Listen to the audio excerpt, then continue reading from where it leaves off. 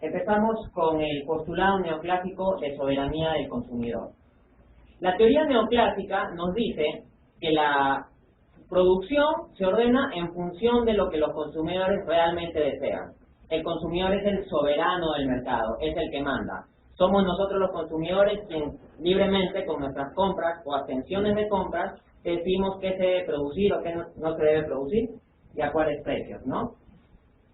Pues bien, es en función de la soberanía del consumidor que la economía es racional.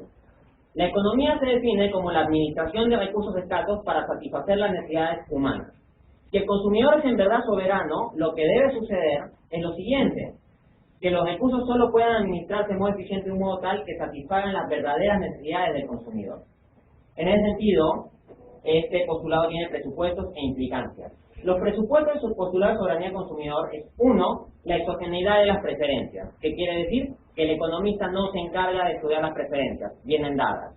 2, el individualismo sociológico, es decir, el individuo, independientemente de la sociedad, forma sus preferencias y ya luego se relaciona con la sociedad. 3, racionalidad perfecta, el individuo tiene toda la información necesaria para tomar decisiones óptimas. ¿Cuáles son las implicancias de este postulado? 1, racionalidad del sistema económico. Si el consumidor es soberano, la producción será en función de las verdaderas necesidades sociales. 2, eficiencia de los mercados. ¿Por qué? Porque las soluciones del libre mercado darán el óptimo de Pareto, la máxima satisfacción de las reales necesidades de los consumidores. 3, racionalidad de la distribución capitalista. El empresario que sepa satisfacer mejor la real necesidad del consumidor va a obtener más ganancias, y el que gana más es porque contribuyó más a la sociedad, lo cual es el orden racional. 4, no intervención del Estado. Si el consumidor es soberano, si los mercados funcionan bien y de modo óptimo, ¿para qué tendría que intervenir el Estado? El objeto de esta tesis es cuestionar ese postulado. En ese sentido, yo voy a hablar de un proceso de producción de necesidades. Acá quiero aclarar una cuestión muy importante. Una producción no es algo de la nada. Una producción parte de una materia prima y aplica un proceso de transformación. En ese sentido, la materia prima del proceso de producción de necesidades es la subjetividad del consumidor. Esa es la materia prima, y a partir de lo que aquí hemos llamado medios de producción de necesidades, se lo va a dirigir a ciertas formas de preferencia orientadas o condicionadas en una dirección que le interese a los agentes que tienen los medios para influir sobre la subjetividad del consumidor. Entonces, acá en esta tesis no estamos hablando de una creación de necesidades como si la empresa pudiera generar cualquier necesidad por algunos medios de la nada, sino de una producción, parte de una subjetividad, pero la condiciona u orienta. Implicancias. Si es cierto que hay un sistema de producción de necesidades, las implicancias deben ser las inversas a la soberanía del consumidor. Debe haber una tendencia del sistema económico a la irracionalidad. En vez de que administremos bienes para satisfacer necesidades, vamos a comenzar a administrar las necesidades para vender los bienes. Segunda implicancia, ineficiencia de los mercados. No necesariamente el mercado le va a dar al consumidor lo que realmente necesita. No se van a llegar a óptimos de Pareto si analizamos la cuestión desde el contenido y no solo desde las formas o apariencias. 3, tendencia a la irracionalidad de la distribución capitalista. No necesariamente va a ganar más aquel que mejor sirve a la sociedad en sus auténticas necesidades, sino aquel que sabe manejar los medios para influir sobre las preferencias sociales o individuales. 4, necesidad de intervención del Estado. Si hay una falla del mercado, como podría ser el sistema de producción de necesidades, hay la posibilidad coherente de intervención del Estado. Bien, vamos al mercado de telefonía móvil. Este mercado es importante, primero, porque en la actualidad de nuestra sociedad los celulares se han convertido en bienes de primera necesidad. Son casi bienes básicos. En segundo lugar, porque el mercado de telefonía móvil es uno de los mercados más dinámicos y que ha contribuido más al crecimiento económico de los últimos años en nuestro país. Y tercero, porque en el imaginario social se lo ha llegado a considerar a la cantidad de celulares como un índice del desarrollo, al punto que en el spot publicitario del 2010 oficial del gobierno se dice que el Perú avanza y uno de los datos que se cita es la cantidad de celulares. Evolución del mercado.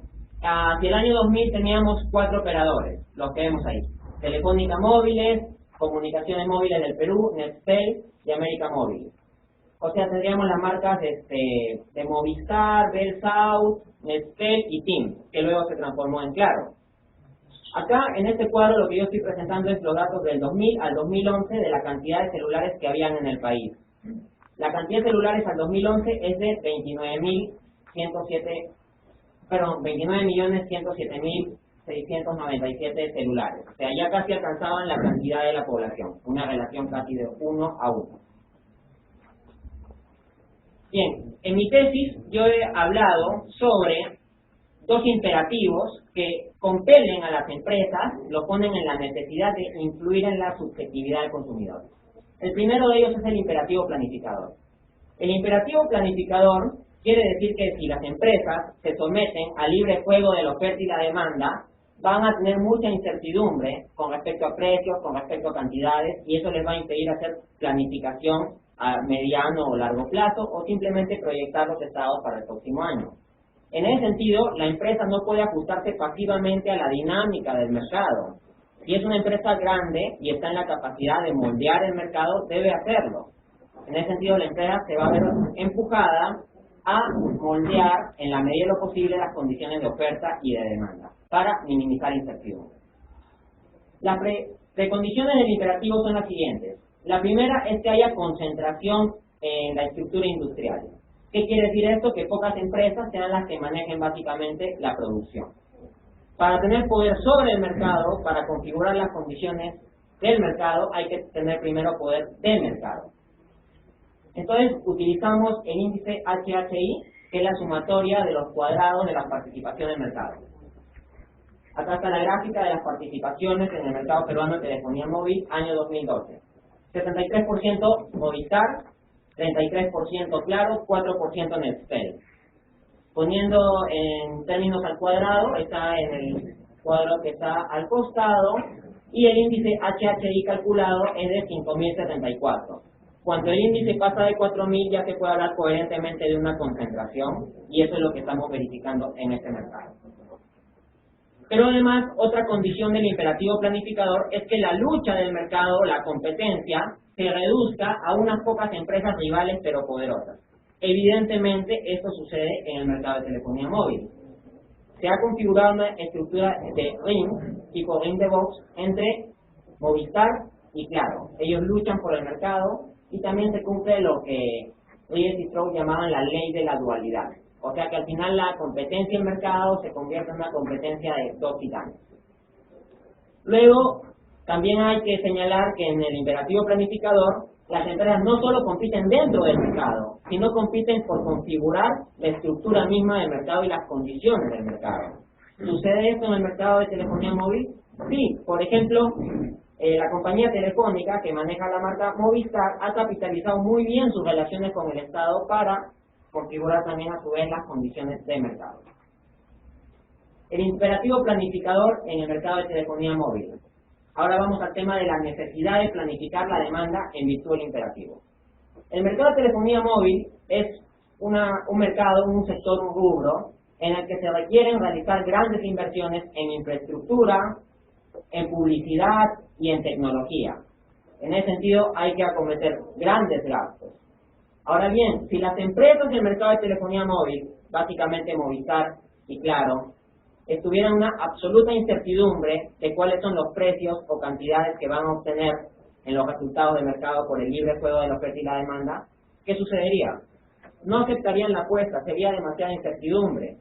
¿Cómo le podrían asegurar a la banca, a los accionistas, que van a devolverle los dineros invertidos de modo rentabilizados si no tienen una cierta proyección estable sobre la demanda y sobre su cualidad? ¿Cómo se aseguran de que la demanda de celulares no va a tener un cierto sesgo hacia la otra marca? En ese sentido, las empresas grandes, para minimizar la incertidumbre, se ven en la necesidad de planificar la demanda. Pasemos al segundo imperativo, que aquí llamamos imperativo tecnótico. Se entenderá por imperativo tecnótico aquel referido a la necesidad que tiene la tecnología de autoexpandirse y autodesarrollarse. Precondiciones del imperativo. 1. Endogenización empresarial del cambio tecnológico. ¿Qué se dice la teoría neoclásica? La tecnología está dada, es exógena al sistema de la producción. En cambio aquí vemos como esencial la endogenización, que las empresas en vez de adaptar tecnología que se desarrolla externamente, lo que hacen es ellas mismas generar la tecnología. Ahora bien, aquí hay que entender que esto funciona en dos etapas en el mercado de telefonía móvil. Propiamente Movistar y Claro son operadores, comercializadores y no desarrollan la tecnología. Quienes desarrollan básicamente la tecnología celular son grandes compañías multinacionales como Nokia, Samsung, LG, Sony o Motorola. Pero como la relación entre los operadores Movistar y Claro y las compañías multinacionales mencionadas es sistémica, va a suceder lo siguiente: que la innovación en el área de los proveedores va a empujar a que ésta se tenga que comercializar. La segunda precondición del imperativo tecnótico es la hipervelocidad creciente del cambio tecnológico. O sea, las sofisticaciones tecnológicas en el mercado de celulares tienen que ser muy rápidas y darse en periodos cada vez más cortos. Como ejemplo de eso estoy poniendo una infografía sobre la evolución del iPhone, del 2007 hasta el 2012, hasta el modelo iPhone 5. Luego hay que mostrar que hay una correspondencia del entorno de mercado con lo que es el imperativo. Acá tenemos dos aspectos: la presión a innovar. ¿Qué pasa si una compañía está con innovación y la otra no lo saca? Lo que va a suceder es que la compañía que sí lo sacó va a ganar más participación de mercado. Entonces, en la dinámica tecnológica, las empresas se ven obligadas, compelidas, a innovar antes que el otro y a poner dichas innovaciones en el mercado y socializarlas rápidamente. Segundo aspecto, destrucción creativa, ¿no? El término del economista Joseph de Schumpeter. ¿Qué quiere decir esto? Que el celular nuevo, en cierto modo, hace obsoleto al celular anterior, aun cuando este celular anterior todavía pueda servir. Luego vemos la necesidad de planificar la demanda en función del imperativo. Aquí vamos a apelar a lo que se llama ley de fractura, planteada por Don Simui. De acuerdo con la ley de fractura, en una sociedad los cambios tecnológicos se dan a escala exponencial. En cambio, los cambios institucionales, culturales, morales, legales, etcétera, de todos aquellos aspectos que configuran las preferencias de los consumidores, se dan de modo gradual. Si uno tiene un cambio tecnológico exponencial que es gestionado por las empresas y un entorno que avanza gradualmente por el lado de lo que configura las preferencias de los consumidores, se va a ver una necesidad de la empresa de acoplar esos determinantes de las necesidades de los consumidores a la dinámica de la tecnología. Entonces, por causa del imperativo tecnótico, la empresa tiene que influir en la demanda. Ahora, lo que he mostrado hasta aquí, en base al imperativo tecnótico y planificador, es que las empresas tienen la necesidad de influir en la subjetividad del consumidor, direccionándola o condicionándola. Pero no he mencionado si pueden hacerlo. Para poder algo no basta el deseo, solo es necesario tener medios.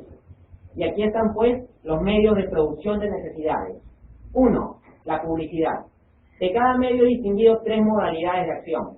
La primera es la de creación de imaginarios, la cual se refiere a la capacidad que tiene la publicidad de pensar la totalidad de lo real, de abarcar un aspecto de la realidad y capitalizarla por medio de la imagen.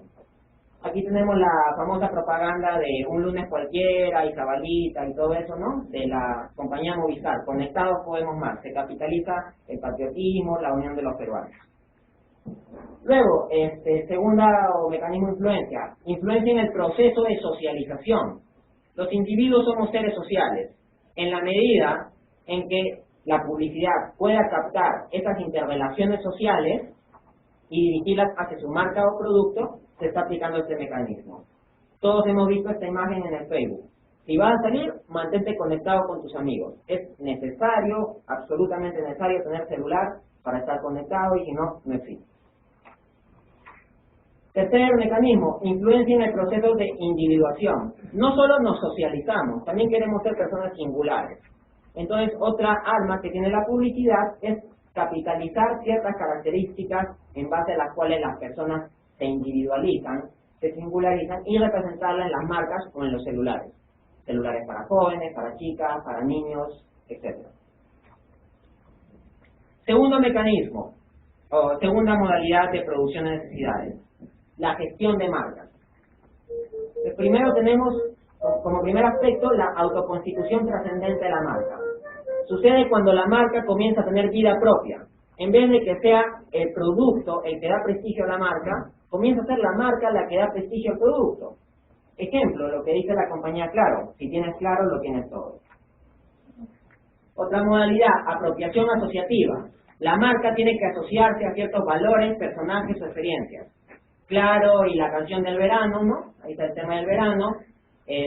Movistar y Pedro Suárez Vértiz, Claro y Gianmarco, o la captación de experiencias como el Festival Claro de la Música. Luego, dentro de la gestión de marcas, tenemos la autoconstitución de la marca como referente de identificación y estratificación social. Si tienes tal marca, si tienes tal modelo celular, estás mejor posicionado en el grupo social. Tercer medio, producción de necesidades. La gestión de moda. Primer mecanismo, obsolescencia artificial. Significa que lo viejo es reemplazado sistemáticamente por lo nuevo, no porque lo viejo ya no sirva, sino porque ya no está a la moda. Después viene la asociación con nichos de mercado específicos. Se hacen modas específicas para grupos específicos.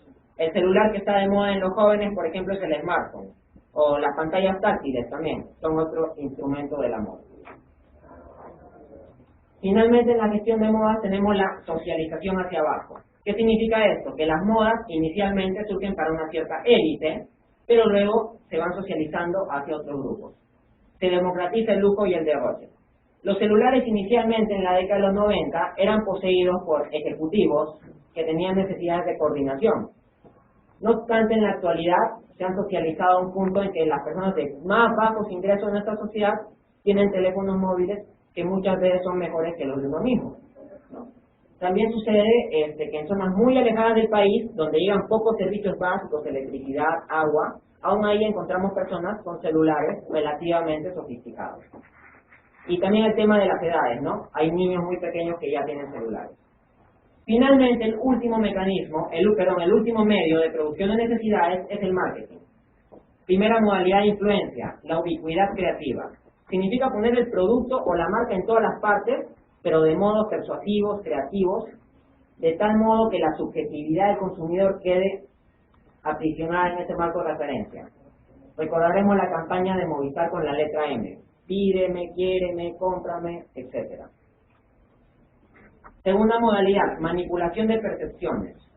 Los gurús del marketing, Ritchie Strauss, en su famoso libro Las 22 leyes inmutables del marketing, dicen lo siguiente: la batalla de mercado no es una batalla de productos, es una batalla de percepciones, y la labor del marketing es manipular esas percepciones. Ejemplo, en el año 2011, la compañía Telefónica eligió distribuir todos sus productos con la marca Movistar. ¿Por qué razón? Telefónica como compañía tiene muy mala imagen en nuestro país. En cambio, Movistar se ve como una marca joven, como una marca dinámica, como una marca amigable. ¿Ha habido algún cambio objetivo en la compañía? No, simplemente se ha cambiado una figura, se ha cambiado el nombre, pero ya hay un cambio de percepción, aun cuando no haya cambio en la realidad. Último mecanismo del marketing, el neuromarketing. Aquí la idea básica es la siguiente: todos los consumidores tenemos un cerebro y ese cerebro tiene dos hemisferios. El hemisferio izquierdo de nuestro cerebro es analítico, lineal, es la parte racional. Si tú quieres entrar a la parte izquierda del cerebro, tienes que argumentar con lógica, con detalle y con hechos. Pero también hay otra parte que es el hemisferio derecho, el cual es holístico y emocional. Si tú quieres entrar ahí, puedes entrar por medio de imágenes, chistes o diferentes formas de persuasión. Para simplificarlo, cuando resuelves un problema en matemáticas, utilizas sobre todo el hemisferio izquierdo. Cuando te enamoras, utilizas sobre todo el hemisferio derecho. ¿Cuál es la labor aquí del marketing entonces? No hacer una argumentación racional de que el producto es mejor, sino más bien hacer que el consumidor se enamore del producto, atacar al hemisferio derecho. Conclusión entonces, por los elementos anteriores, se infiere que en el mercado de telefonía móvil no se cumple el postulado neoclásico de soberanía del consumidor. Dos recomendaciones con respecto al presente estudio. 1. Ampliarlo hacia otros mercados, hacia ropa de moda, automóviles, computadoras. Si aplicáramos este mismo marco teórico, este mismo marco de referencia a otros mercados, ¿qué conclusiones obtendríamos?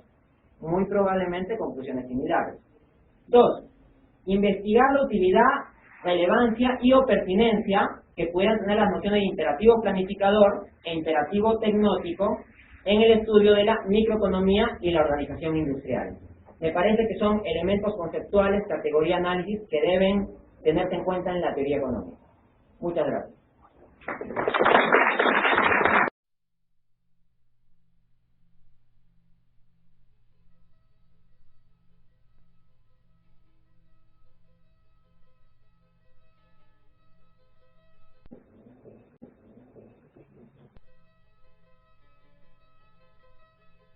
¿Por qué no utilizar la palabra oligopolio? Sí, es cierto que a lo largo del desarrollo del trabajo no he utilizado sistemáticamente la palabra oligopolio, más bien es un término marginal que recuerdo utilizar al explicar el imperativo planificador de pasada. Lo que digo es que la estructura de mercado termina convirtiéndose en una especie de sistema parlamentario en el que el consumidor reina pero no gobierna, y quienes en verdad gobiernan son un grupo de empresas oligopólicas. Ahora, ¿pero por qué he tenido bien no centrarme tanto en la palabra oligopolio? Porque nosotros los economistas tenemos un conjunto de estructuras mentales fijadas por nuestra misma formación. En ese sentido, cuando uno habla de oligopolio, por la misma formación bastante centrada en la teoría neoclásica que se tiene, inmediatamente comienzan a surgir desde el subconsciente del economista todo un conjunto de modelos de oligopolio. Y los supuestos propios del modelo oligopolio en teoría neoclásica me parece que son demasiado restrictivos. Ejemplo, se considera que la tecnología es exógena, que viene dada, y eso discrepa con mi trabajo de tesis. Otro, como el modelo oligopolio se considera sobre todo desde la perspectiva neoclásica, que se supone sobre las preferencias que son exógenas, que están dadas y que el economista no tiene que estudiarlas. Eso es labor de psicólogos y sociólogos y el economista no tiene que mancharse con esas cosas, ¿no? En cambio, mi trabajo está discrepando de esa perspectiva neoclásica de exogenizar esos aspectos. Lo que estoy diciendo es que debe abordarse el problema desde una perspectiva multidisciplinaria, que el economista debe tener en cuenta para su estudio del aspecto económico de los fenómenos, ramas como la sociología, la antropología, la historia, etc. Entonces, esa es la primera razón por la cual no he utilizado sistemáticamente la palabra oligopolio, porque se asocia mucho a la teoría neoclásica, que no es consistente con el marco teórico de mi trabajo. 2. En conexión con lo anterior, yo he hecho un análisis de organización industrial en mi trabajo, pero mi análisis de organización industrial, cuando hablo del imperativo planificador sobre todo, no es tanto el análisis neoclásico, sino sobre todo el análisis institucionalista. Y en el paradigma institucionalista de la economía, el término oligopolio se utiliza de modo referencial, pero no tan sistemático. Finalmente, no lo utilizo de modo tan sistemático porque puede prestarse un poco a algunos equívocos. Ejemplo, en teoría neoclásica se considera que en el mercado oligopólico el producto es homogéneo. Es decir, debe ser el mismo producto, exactamente el mismo producto con el que compiten las empresas. Debe tener las mismas características de tamaño, forma, etc. En cambio hay otro concepto que se llama competencia monopolística, que quiere decir que son empresas grandes que compiten entre sí, pero tienen productos diferenciados. No obstante, ni siquiera la categoría de competencia monopolística, tal como la considera la teoría neoclásica, se corresponde con los presupuestos de mi trabajo. Luego, con respecto a la segunda cuestión, ¿por qué no hago mención a la economía emocional? ¿Correcto? Sí, es cierto, no hago tampoco una mención tan explícita, sino que más bien me refiero en el trabajo un poco a lo que es la economía conductual, desarrollada inicialmente por psicólogos. En la década de los 60, los psicólogos comenzaron a poner en contrastación muchos los postulados neoclásicos con respecto a la racionalidad de los seres humanos. Psicólogos como Amos Tversky o Daniel Kahneman. ¿Qué es lo que hallaron ellos? Que la gran mayoría de supuestos de la teoría neoclásica no se cumplían en los experimentos reales. Por ejemplo, uno de los supuestos fundamentales es el de consistencia. No, o sea, si tú prefieres A a B y prefieres B a C, entonces debes preferir A a C. Cunningham y Prensky en la década de los 60 hicieron estudios psicológicos detallados que demostraron que nuestras preferencias muchas veces no eran consistentes. Ahora, al momento de interpretar los resultados de la neuroeconomía o del neuromarketing, es que aplico la economía conductual. ¿A qué me quiero referir con esto? Si yo considerare que el ser humano es únicamente un ser material, bastaría con las neurociencias para captar todo el problema de la subjetividad. O sea, la subjetividad del hombre, la subjetividad del consumidor no sería más que el cerebro. No obstante, yo creo que el cerebro es una parte operacional de la subjetividad del consumidor, pero no abarca toda la subjetividad. En ese sentido, cuando yo menciono el neuromarketing en mi trabajo, de modo explícito, luego cuando paso la interpretación, aplico lo que es economía conductual o economía emocional, aun cuando no lo mencione explícitamente en todas las partes, ¿no? Finalmente, y esta creo que es la cuestión más importante, usted me cuestiona sobre cuál es el aporte de mi trabajo de investigación. Yo considero que propiamente el aporte es ofrecer una teoría del consumidor con más poder explicativo que la teoría que actualmente manejamos los economistas, que la teoría neoclásica. La teoría neoclásica del consumidor considera que la subjetividad del consumidor está dada, es exógena al sistema. Ignora un fenómeno patente en la realidad, que es que los seres humanos somos seres sociales y que en nuestro proceso de socialización vamos formando nuestra subjetividad, es decir, aquello a partir de lo cual somos, pensamos, actuamos, etcétera, en un proceso social. Ahora bien, ¿la economía es exógena al proceso social? ¿O la sociedad es exógena al proceso económico? No. De hecho, pudieran haber economistas, pudiera haber quien argumente que el presente trabajo no pertenece al ámbito de la economía por centrarse en el tema de la sociología económica, lo cual es un grave error. Un economista que sostenga que el trabajo no es relevante por aplicar también análisis, que no es relevante para la economía, por el solo hecho de aplicar análisis sociológicos, no está entendiendo la verdadera naturaleza del fenómeno económico. ¿Por qué razón? Porque no existe propiamente un fenómeno económico. Lo que existe son aspectos económicos de los fenómenos sociales, que son complejos. Los fenómenos sociales tienen aspectos políticos, psicológicos, jurídicos, económicos y en conjunto, en su interrelación intrínseca y constitutiva, constituyen a su vez la ontología del fenómeno social. De otro lado, minimizar a la sociología económica es desconocer el aporte de grandes economistas como Karl Marx en El Capital, o Thorstein Veblen en la teoría de la clase ociosa, o John Kenneth Galbraith en su libro La sociedad opulenta, o Joseph Alois Schumpeter en su libro Teoría del desenvolvimiento económico. Descartar la sociología económica como un aspecto que no tiene relevancia para la formación de los economistas es dejar fuera de la formación del economista la comprensión de lo que es el fenómeno económico en sí, en su interrelación con la sociedad. Entonces, ¿por qué sostengo que la teoría del consumidor que se puede inferir a partir de mi trabajo tiene más poder explicativo que el actual?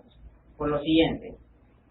Uno, porque tiene en cuenta el aspecto histórico del consumidor. Es decir, se sitúa al consumidor en un espacio-tiempo histórico específico. En cambio, la teoría neoclásica es matemática. Las estructuras matemáticas son atemporales y aespaciales, no son afectadas por tiempo ni espacio.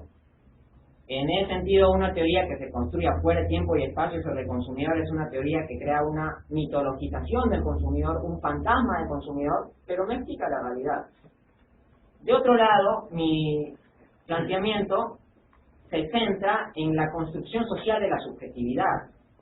Y ahí he valido los aportes de este gran sociólogo Pierre Bourdieu, que en su teoría constructivista explica cómo es que los individuos van formándose en función de los condicionamientos del entorno y cómo exteriorizan su individualidad en términos de estas estructuras.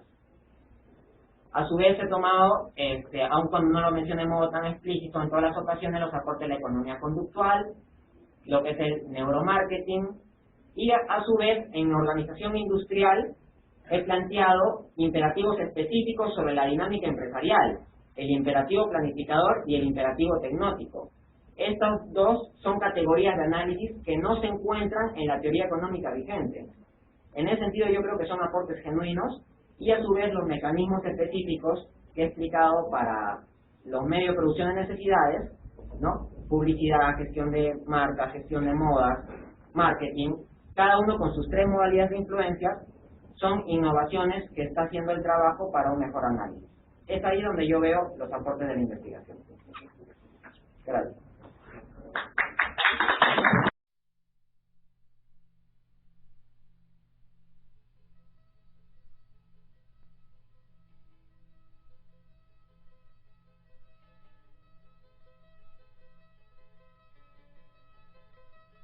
El marco de referencia del trabajo. Como dije, el consumidor es siempre un ser espacio-temporalmente situado. Entonces, quien quiera estudiar economía tiene que saber historia y tiene que comprender el fenómeno económico en su marco de referencia histórico. Aquí yo tomaría como marco de referencia las revoluciones industriales. En la primera revolución industrial, que surge a mediados del siglo XVIII, 1750, en Inglaterra, sucede que las empresas son incipientes, ¿no? Se le llama la competencia concurrencial de empresas a este periodo. Las empresas son pequeñas, la tecnología no está muy sofisticada, no hay muchos medios de comunicación para influir sobre el consumidor a gran escala. La máxima publicidad que se podía hacer, por decirlo de algún modo, era poner un aviso en la municipalidad del pueblo. No había televisión, no había radio. Y ahora, yendo al tema más específico del ser social del consumidor, las necesidades eran mucho más básicas. ¿Cuáles eran las necesidades de la persona de Inglaterra promedio en el siglo XVIII? Me puedo guiar un poco de Adam Smith. Adam Smith, en su famosa obra de 1776, La riqueza de las naciones, pone el ejemplo del panadero, el carnicero y el cervecero. Son bienes básicos: pan, carne, cerveza. Son bienes bastante básicos y en ningún momento se mencionan marcas.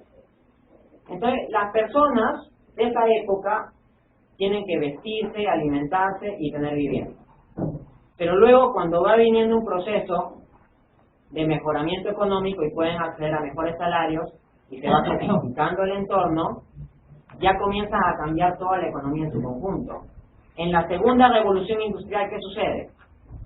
Esta segunda revolución industrial puede ubicarse aproximadamente a finales del siglo XIX, 1870, digamos, en Estados Unidos.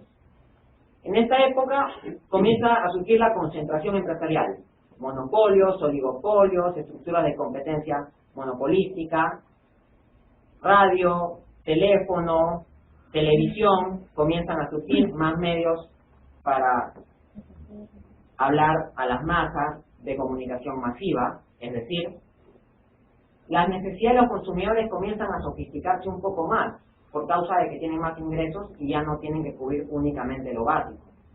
Entonces, en ese nuevo entorno se encuentra que la forma en que se configura la economía es muy distinta a la forma en que estaba configurada la economía de la primera revolución industrial. Ahora, ¿cuándo surge la teoría neoclásica, que es la teoría del consumidor que manejamos actualmente? La teoría neoclásica surge a finales del siglo XIX. Entonces uno dirá, de seguro los economistas neoclásicos, muy atentos a la historia y al devenir de su tiempo, se fijaron en que venía una segunda revolución industrial, pusieron atención a estos cambios y los incorporaron en la teoría económica. Falso, no fue así. Los teóricos neoclásicos, en lugar de pensar sobre los cambios que estaban surgiendo en el contexto de segunda revolución industrial, simplemente pensaron sobre lo que ya se había dado en la primera revolución industrial. ¿Y cuál fue su aporte? Matematizarlo. Simplemente simplificaron todo el problema del consumidor en la curva de demanda, todo el problema de la producción en la curva de oferta, ¿Y qué está detrás de la demanda? La curva de utilidad de la preferencia del consumidor, que está dada y el economista no la analiza. ¿Qué está detrás de la curva de oferta? La función de producción que viene dada por la tecnología. Y la tecnología a su vez está dada. El economista no tiene por qué estudiarla.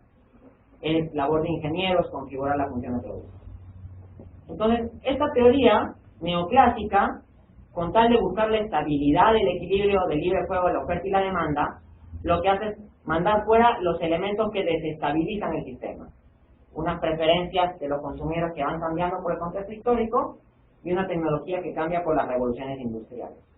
Entonces se tiene una teoría económica que no llega a explicar nada. He ahí el contexto histórico en que surge esta teoría neoclásica que hace del consumidor un ser atomizado, independiente de la sociedad. Y esto tiene que ver con otra coyuntura que también es relevante, que es la siguiente. En la época de los economistas clásicos, como Adam Smith, David Ricardo, Malthus o John Stuart Mill, se analizaba los problemas económicos con una visión amplia. Ellos analizaban con historia, con sociología, con política y todo eso. Tenían visión multidisciplinaria. Y cuando analizaban la sociedad, la veían en términos de clases sociales. Adam Smith, David Ricardo, todos ellos nos hablan de los terratenientes, de los obreros y de los capitalistas. Sin embargo, luego viene Marx, y Marx dice, entre estas clases hay conflictos. Esto ya lo habían señalado Smith y Ricardo.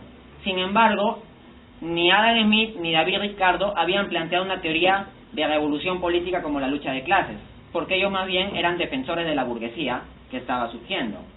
En cambio, Marx está en un periodo histórico donde la burguesía ya está consolidada y ya tiene poder por sobre el obrero. Y es ahí donde Marx, con su teoría de la lucha de clases, plantea que es necesaria la revolución social.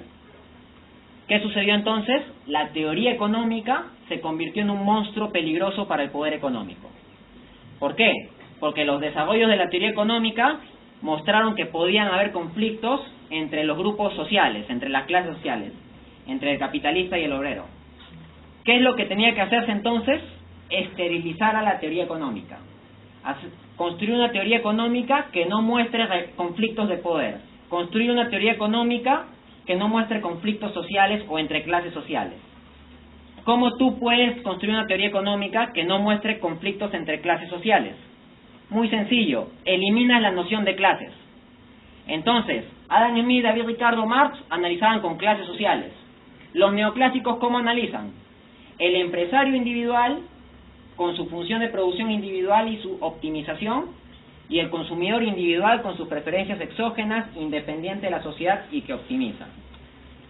Entonces, la teoría del consumidor que vemos hoy en día también es producto de esa necesidad que tuvo el poder económico de construir una teoría económica que no ponga en jaque su dominio, que hoy en día se está haciendo más fuerte por causa de la proliferación de lo que he llamado medios de producción de necesidades. Segundo, ¿por qué este viraje para la gestión de la demanda? Bien, esto también lo voy a responder en el contexto histórico. Una empresa de la primera revolución industrial de Inglaterra podría tener el imperativo planificador. No. ¿Por qué razón? Las empresas de la primera revolución industrial son empresas pequeñas. Si eres pequeño, no puedes influir en la configuración misma del entorno de mercado. Para que haya configuración del entorno de mercado, para que la empresa pueda influir en esto, tiene que ser grande. ¿Y cuándo dije que surgían las empresas grandes? En la segunda revolución industrial, principalmente, los grandes monopolios y oligopolios. Y es en esa época donde justamente surgen las marcas y los productos diferenciados con más detalle. Finalmente, para hablar del imperativo tecnótico, quiero situarlo en la tercera revolución industrial. La tercera revolución industrial se da hacia 1970, junto con la globalización. Toda revolución industrial es desencadenada por un cambio tecnológico. ¿Cuál es el cambio tecnológico aquí? Las computadoras, tecnología cibernética, telecomunicaciones a gran escala. Entonces, a partir de las computadoras y la tecnología cibernética, los cambios tecnológicos van a ser mucho más rápidos. Entonces, la empresa, como realiza cambios tecnológicos más rápidos, tiene que acoplar las condiciones de la necesidad del consumidor a su desarrollo técnico, para que el desarrollo tecnológico que hace la empresa pueda venderse en el mercado y obtener ganancias. Entonces, en el contexto de tercera revolución industrial, la acción del imperativo tecnótico se hace más fuerte. Ahora, yo expliqué en mi tesis que si tenemos imperativo planificador, es decir, una empresa con capacidad de moldear las condiciones de mercado, no solo las de oferta, sino también las de demanda, y si tenemos también el imperativo tecnótico, es decir, empresas que se ven empujadas a tener que acoplar la demanda a sus desarrollos tecnológicos, la conclusión que vamos a tener a partir de ahí es que va a ser más importante para la empresa la gestión específica de la demanda, y más aún cuando es más grande, y más aún en el proceso de globalización económica, porque las multinacionales, como van hacia diferentes entornos culturales, tienen que trabajar en dos etapas. Uno, adaptando la cultura específica de cada sitio a su forma de producto o marca, y dos, adaptándose a la cultura específica. Entonces, ahí hay una interrelación entre las formas de cultura y las que tienen los lugares y las formas de preferencias, de imaginario o de mentalidad que buscan imponer o al menos ir gestionando las multinacionales. Básicamente, eso sería mi... Había señalado que iba a hacer una pregunta.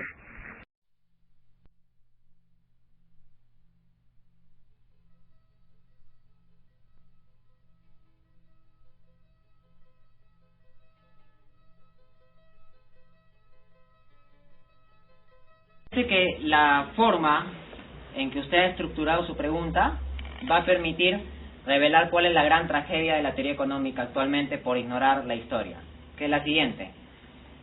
En términos de teoría económica, la teoría misma y la filosofía subyacente a esta ha permanecido casi igual en lo que es la teoría dominante, que es la neoclásica, pero en el caso del fenómeno histórico de la realidad, los cambios han sido tremendos. ¿Cuál es el ideal de la ciencia? La objetividad, conocer la realidad del objeto. Ahora bien, si uno tiene una teoría siempre igual y un mundo siempre cambiante, me parece que va a haber un desfase y que eso va a ocasionar una crisis de la teoría económica. La teoría económica se va a romper por poder explicativo, no va a tener el poder explicativo sobre los fenómenos de la realidad.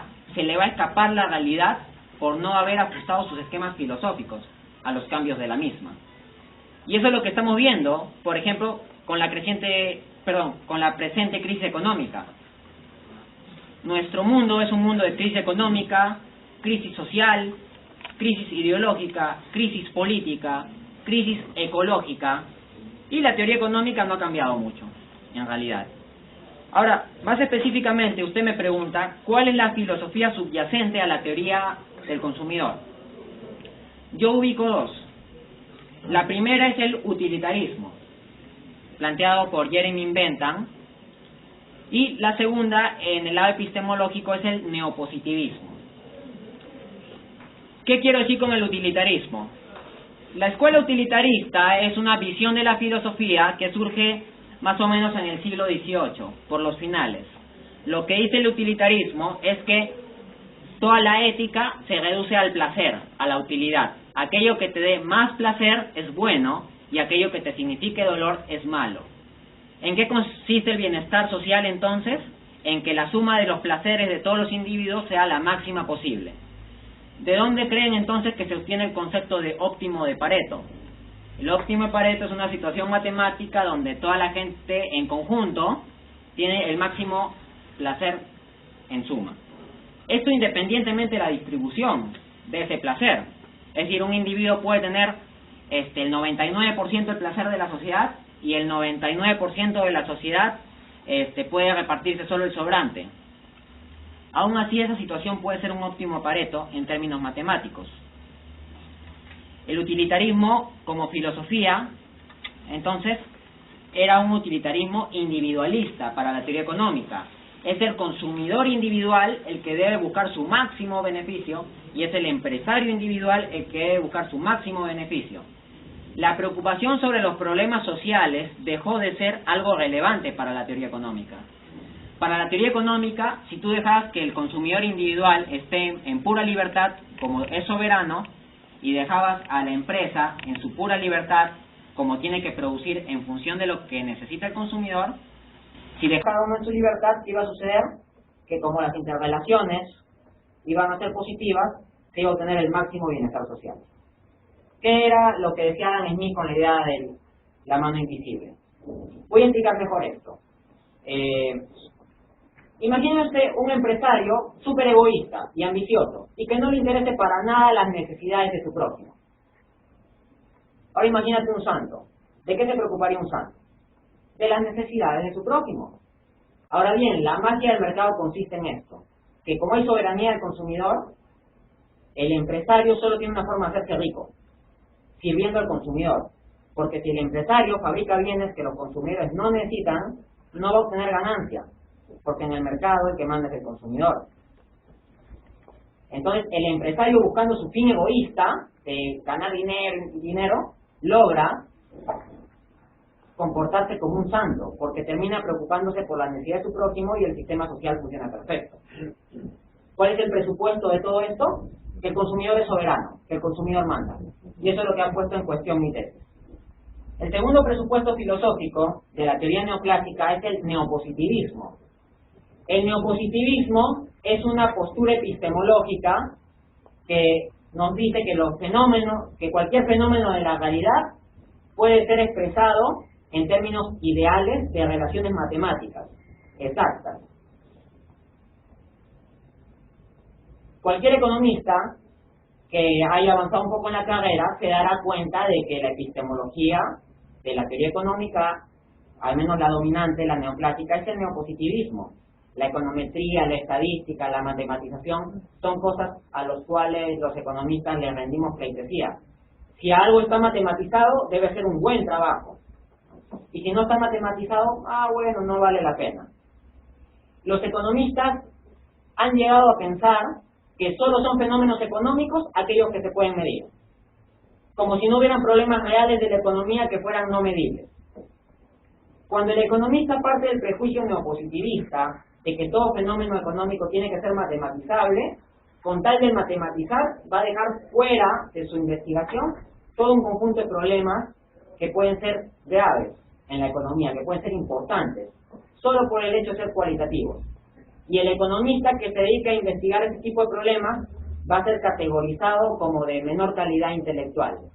Se le va a decir, eso es cosa de sociólogos y antropólogos. Y los economistas tendemos incluso a utilizar esos dos términos de modo despectivo. John Kenneth Galbraith, el gran economista institucionalista estadounidense, decía que muchos de sus compañeros que discrepaban con sus teorías lo llamaban sociólogo o periodista económico.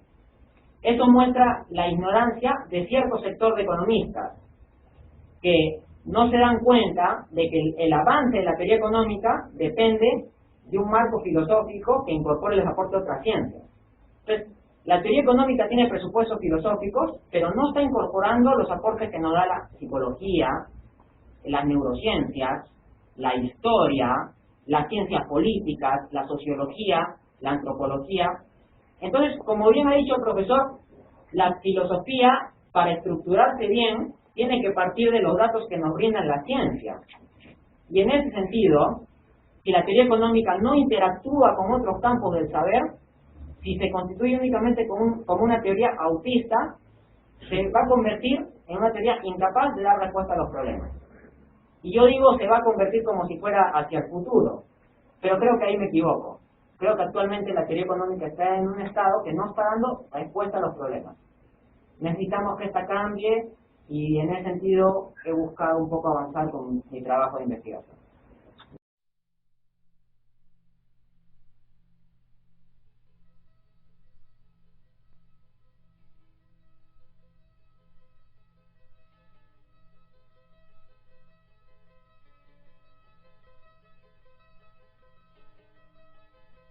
Dialéctica entiende que la realidad está en cambio, que la realidad está en movimiento y también que debe haber interacción entre pensamiento y la realidad.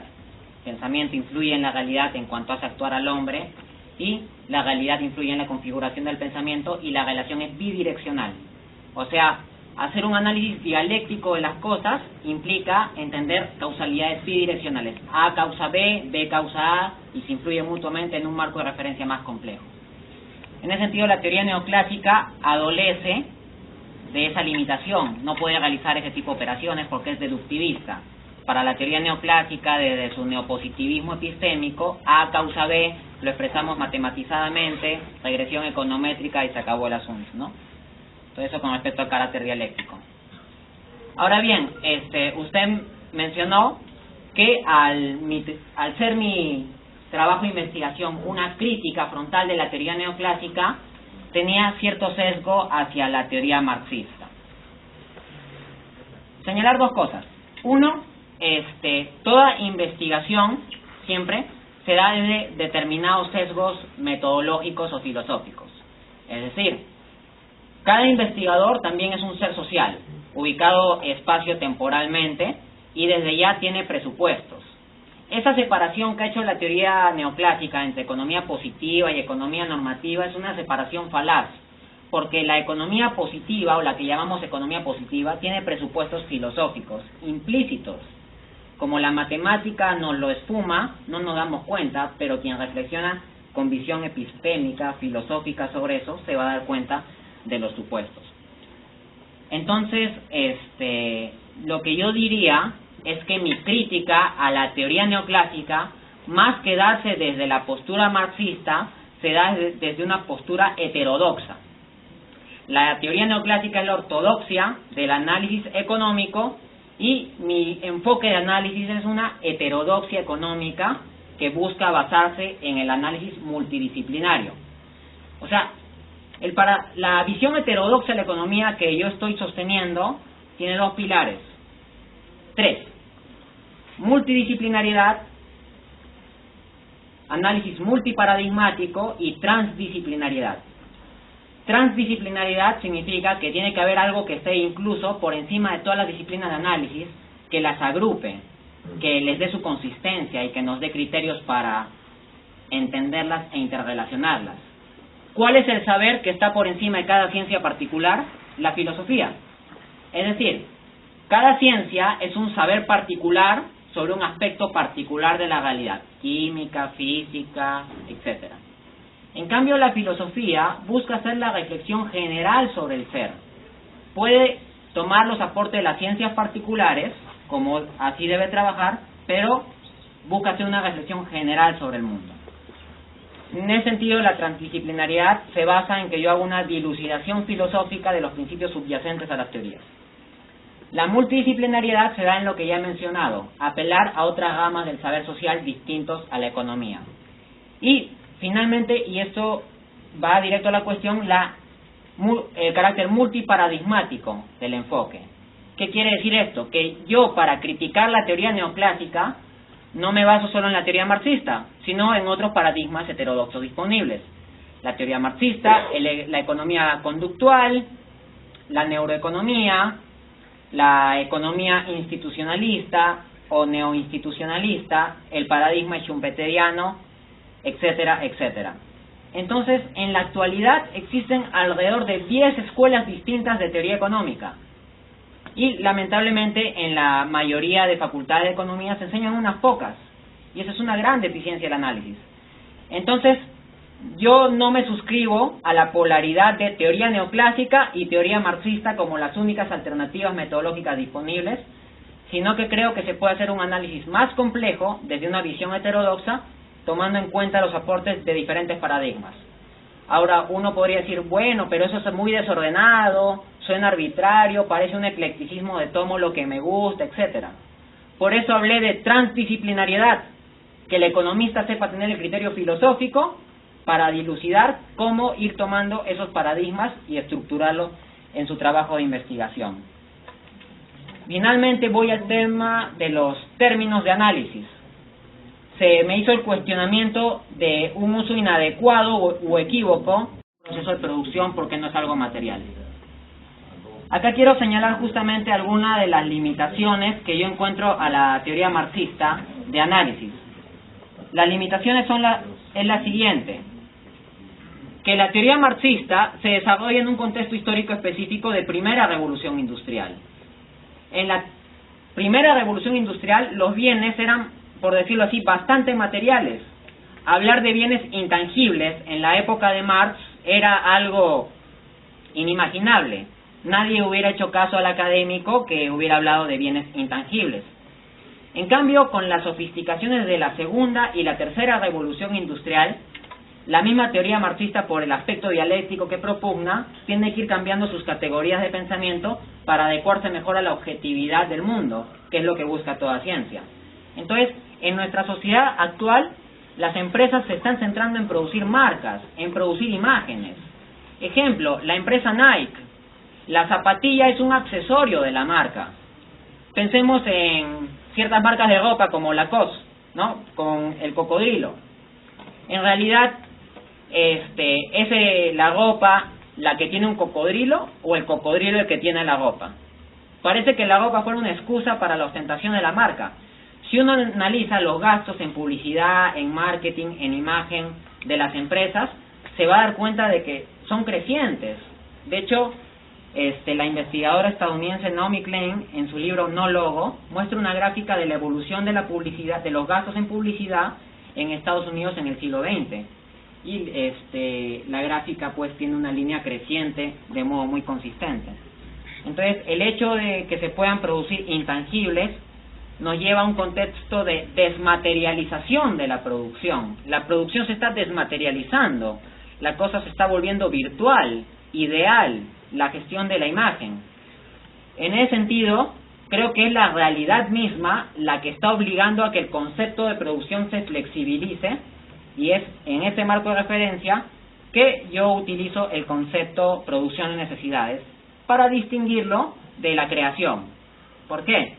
Porque si yo hablara de una creación de necesidades, alguien me podría criticar: oiga, pero la empresa no puede crear de frente una necesidad, la necesidad ya está subyacente. Y es cierto, lo que hace la empresa es tomar la necesidad subyacente del consumidor, su subjetividad, pero direccionarla hacia cierto patrón de gustos o preferencias que sea el específico.